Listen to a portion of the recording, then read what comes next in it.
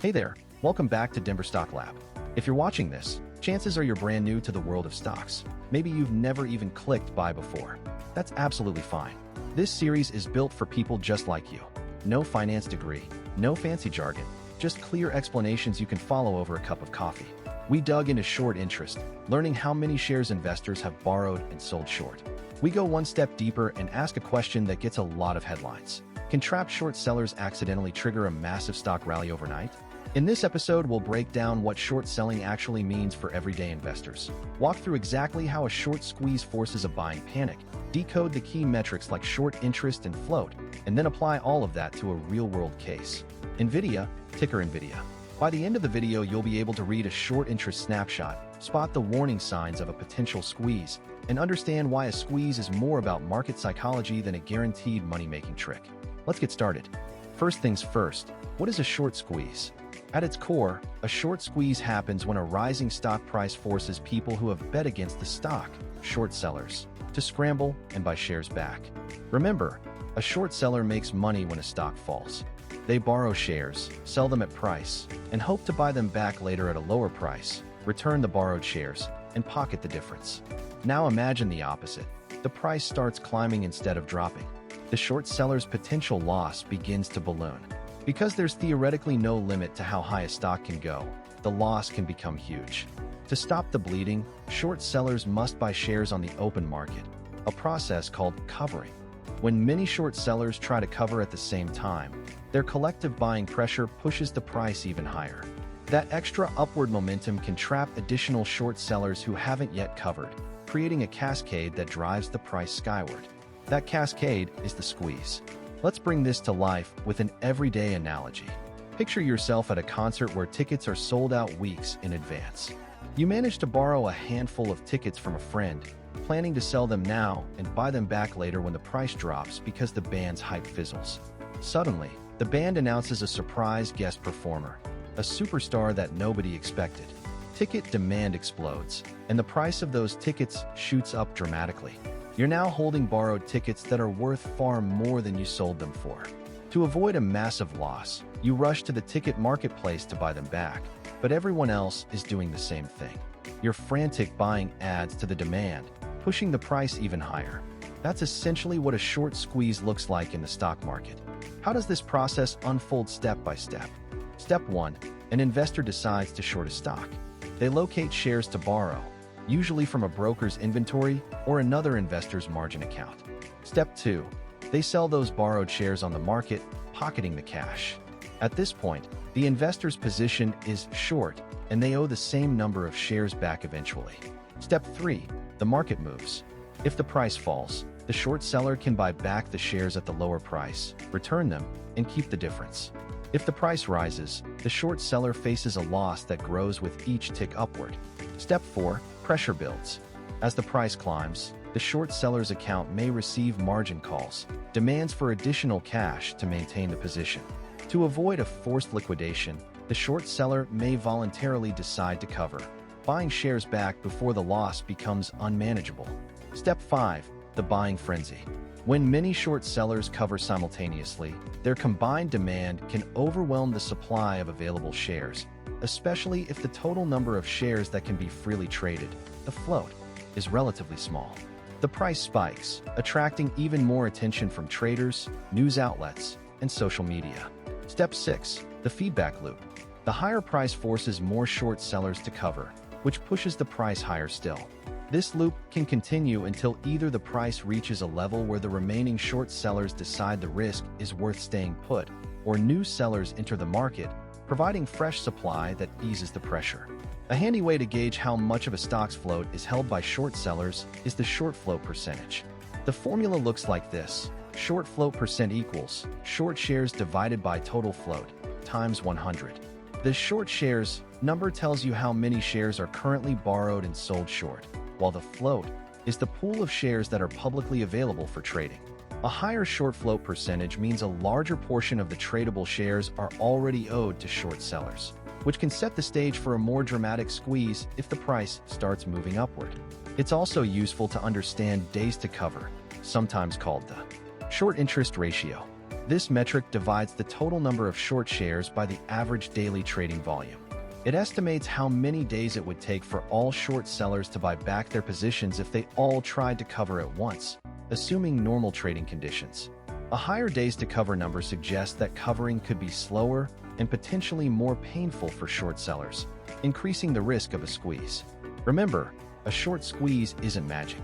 It requires a catalyst, something that makes investors suddenly want to buy the stock. It could be an earnings surprise, a regulatory approval, a new product launch, or even a viral social media trend. Without a catalyst, a high short float alone isn't enough to generate a squeeze. The market needs a reason to push the price upward, and then the short sellers' panic adds fuel to the fire. Now let us read the verified comparison exactly as it appears on screen. Every value comes from one production snapshot, and missing fields remain unavailable rather than estimated. For NVIDIA Corporation, the field is short interest/float, and the verified value is 1.39%. 324.05 M shares short. Days to cover 2.24. Settlement date July 15, 2026. For SPY, State Street SPDR S&P 500 ETF-T, the field is short interest/float, and the verified value is data not available. Comparable settlement-dated short interest fields are unavailable. For AMD, Advanced Micro Devices Incorporated, the field is short interest/float, and the verified value is 2.45%. 39.77 M shares short. Days to cover 1.36. Settlement date July 15, 2026. Short interest is a settlement-dated open position snapshot. It is not daily short volume and does not predict a squeeze or price direction. Now that we've seen the numbers, let's talk about a common trap that many beginners fall into. The wrong approach is to chase heavily shorted stocks with the expectation that a squeeze is guaranteed. You might see a headline about a massive short interest and think, that's a free ticket to a big price jump. The reality is far more nuanced. Imagine a beginner who spots a stock with a high short interest to float number, buys a large position, and then waits for the price to explode. In many cases, the price never moves dramatically because there's no catalyst, no news, no earnings surprise, no product launch to push the stock upward. The short sellers simply sit on their positions, the market stays calm, and the would-be buyer ends up holding a stock that may even drift lower. That's the story of countless traders who entered a trade based solely on the short interest metric, only to watch their investment erode. The right approach starts with looking for a catalyst. A squeeze needs an unexpected positive event that flips sentiment and draws new buyers into the market. That could be a breakthrough earnings report, a regulatory approval, a new partnership, or even a viral social media push. Without that spark, the short sellers have no reason to rush to cover, and the price stays flat. Next, examine the days to cover figure. A higher number means it would take longer for short sellers to unwind, which can intensify a squeeze if the price starts moving. However, a low days to cover number suggests that covering could happen quickly, potentially limiting the magnitude of any price swing. Finally, focus on the underlying business strength.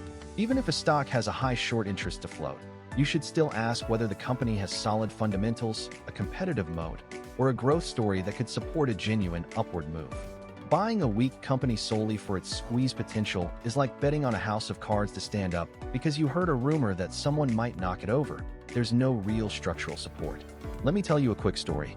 A friend of mine, fresh out of college, saw a tech stock with a short interest to float near the top of its industry. He bought a sizable position, convinced that a squeeze was inevitable. He didn't check the news feed, didn't look for any upcoming product announcements, and ignored the days to cover figure, which was relatively low. Weeks went by, the price barely moved, and his broker sent a margin call because the position was eating into his cash reserves. He eventually sold at a loss, learning the hard way that a high short interest alone isn't a free ticket to profit. What could he have done differently? First, he could have scanned the company's upcoming events calendar for any product launches or earnings releases that might act as a catalyst. Second, he could have noted the days to cover number and realized that short sellers could cover quickly, reducing squeeze potential. Third, he could have evaluated the company's competitive position. Does it have a defensible market share, strong cash flow, or a pipeline of innovations? By aligning the short interest data with a genuine business catalyst and a realistic assessment of covering speed, he would have had a much clearer picture of whether the squeeze was plausible. So, before you ever consider a squeeze trade, run this simple research check. Look at the short interest to float, note the days to cover, and then ask yourself, is there an upcoming event or news item that could cause the price to jump? If the answer is no, it's probably wise to steer clear of that trade for now. Let's wrap up with 3 key takeaways. First, a short squeeze occurs when rising prices force short sellers to buy back shares, creating a feedback loop that can drive the price even higher. Second, the short interest to float percentage, the absolute short share count, and the days to cover metric together give you a snapshot of how much of a stock's tradable supply is held short and how quickly those positions could be covered. Third, a squeeze is not guaranteed by numbers alone. It needs a catalyst, a piece of news, or an event that pushes the price upward, and a business context that can sustain that move. One practical metric you can start researching for any stock is the short interest to float percentage. Grab the latest snapshot, note the figure, and then compare it to the company's recent news flow and upcoming events. One important reminder before you go, everything on Denver Stock Lab is for educational purposes only. Investing is a deeply personal decision. Your goals, your timeline, and your risk tolerance are unique to you. Use what you learn here to study harder, ask smarter questions, and then make your own informed decisions. The work is yours to do, and that work is absolutely worth it. If you found this walkthrough helpful, hit that subscribe button and join us at Denver Stock Lab for weekly market analysis and the next episode of Stock 101. See you in the next video.